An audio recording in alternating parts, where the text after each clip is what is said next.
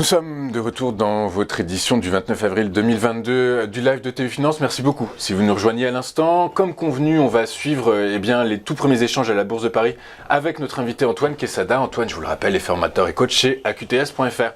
Bonjour Antoine. Bonjour Louis-Antoine. Bonjour, merci beaucoup d'être avec nous ce matin. Antoine, le CAC latéralise depuis maintenant de très nombreuses séances dans un canal compris borne haute 6750, 6800 points, borne basse 6380, 6400 points. Aujourd'hui, à l'ouverture, il prend 0,75%. Deux informations macroéconomiques vont être publiées aujourd'hui, l'inflation en zone euro et la croissance du PIB en Allemagne. Est-ce que ça peut peser? Est-ce qu'on va enfin s'extirper, Antoine, de ce corridor, selon vous? Eh bien écoutez, ça n'en prend pas vraiment le chemin. Certes, on ouvre en positif ce matin, mais moi je m'étonne encore que... Je me mouille un petit peu, je m'étonne encore que ce marché soit aussi résilient, ça c'est le mot qu'on a tous sur le bord des lèvres depuis déjà quelques semaines, parce qu'effectivement avec la situation, et moi honnêtement c'est plus vers la dangerosité de cette situation géopolitique qui fait que je m'étonne que le marché tienne encore à ce point, quelles qu'en soient les autres raisons dont vous parlez. Effectivement ça pourrait impacter le marché cet après-midi avec les nouvelles que l'on attend, mais je ne vois pas comment on pourrait sortir de ce corridor, en tout cas par le haut. À maintes reprises, je vous ai donné mon sentiment, mais là, il ne s'agit pas de donner des sentiments, il s'agit de regarder un graphique, bien entendu, et de regarder une situation. Pour le moment, j'ai l'impression qu'il y a un petit décalage, encore une fois, entre les incertitudes, mais à très court terme même, de la situation géopolitique, et les conséquences, évidemment, qu'elle entraîne d'un point de vue économique. Certes, on est toujours dans ce range, mais je remarque quand même, bien qu'effectivement les 6400 est tenu, voire même les 6389, on est passé en dessous. Ouais, mardi dernier, au cours de la séance, on allait chercher bien en dessous. Voilà, on est allé chercher les 6338, mais en séance. C'est-à-dire qu'on n'a jamais donc finalement, ça ne compte pas. Disons par la force des choses. Ça ne compte pas, mais on y est quand même allé. Ça reflète un sentiment. Tout à fait. Et graphiquement parlant, même si ça n'est pas encore flagrantissime, je constate qu'à l'intérieur de ce range latéral, on a quand même fait des bas de plus en plus bas et des hauts de moins en moins hauts. D'accord. Et en analyse technique, ça sous-entend une tendance baissière du coup. En analyse technique, bon, si on prend le père fondateur de l'analyse technique, Charles Dow,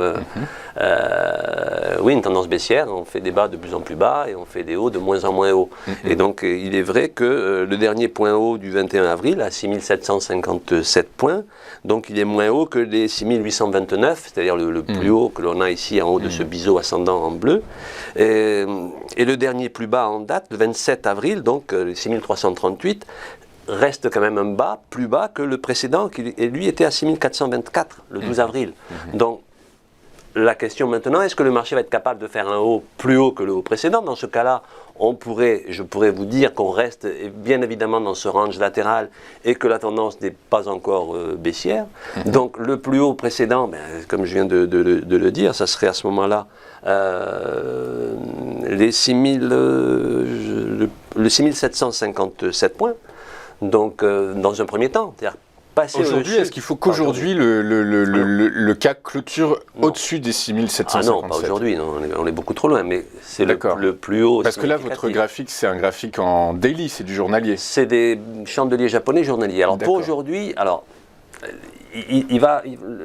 le CAC va avoir la résistance du plus haut d'hier, tout simplement. Et le plus haut d'hier correspond aussi à la moyenne mobile à 20 unités de temps. Là, à l'instant T, on est pratiquement sur la moyenne mobile à 50 unités de temps, c'est-à-dire la ligne en bleu ciel que vous avez là, qui est une résistance lorsqu'on est en dessous et qui peut devenir support quand on est au-dessus. Là, on est en train de tenter de la franchir à la hausse.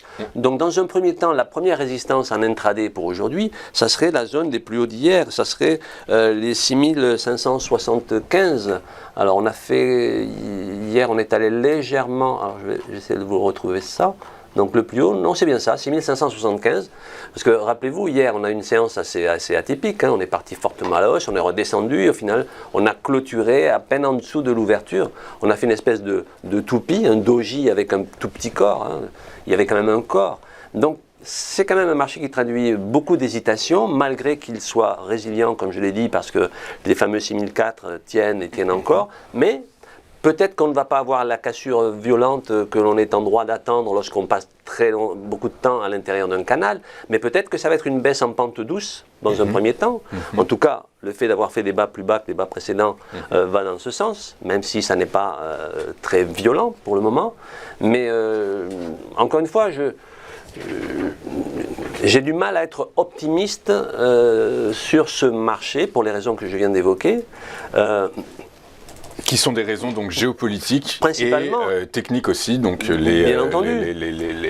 l'analyse selon Do, du coup. Tout à fait, c'est comme si on ne voulait pas voir certaines réalités qui sont là. Alors est-ce qu'on est là pour jouer au casino, on se dire non, moi je veux avoir raison, je veux montrer à tout le monde que moi je suis acheteur parce que dans pareilles circonstances, il faut garder ses raisons.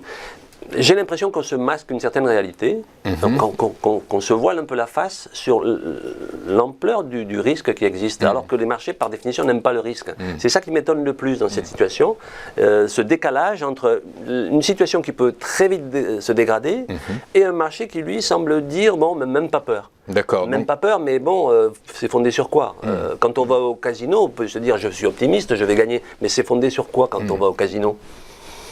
Être optimiste, on peut l'être, mais ça n'est pas fondé sur du factuel. Moi, j'estime que la situation factuellement telle qu'elle est, effectivement la situation géopolitique, moi je la trouve plutôt inquiétante et j'ai l'impression que les marchés, pour le moment, ne traduisent pas l'importance du risque. D'accord, je vous remercie. Antoine, merci beaucoup. Du coup, on comprend que vous êtes plutôt pessimiste actuellement sur le CAC 40 et que vous ne conseillez pas à nos investisseurs, à nos internautes, à nos téléspectateurs de rentrer pour le moment. Non, je pense qu'il y aura des moments beaucoup plus propices.